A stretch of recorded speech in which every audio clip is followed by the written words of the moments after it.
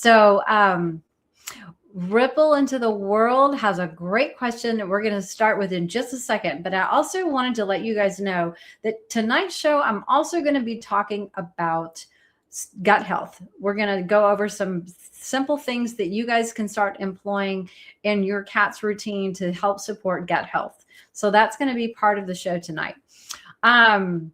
Okay, so let's get started over here. Ripple into the World says, what suggestions might you have for a kitty with possible IBD?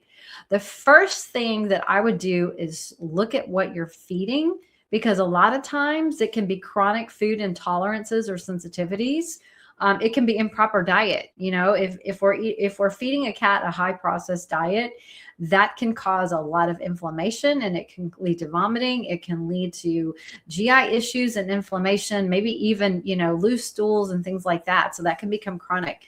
So I would first look at what you're feeding. And if you can feed a wet diet, ideally the least processed possible. And that could be fresh, raw food, gently cooked food, with as little, like if you do a canned food, do something that doesn't have any carrageenan.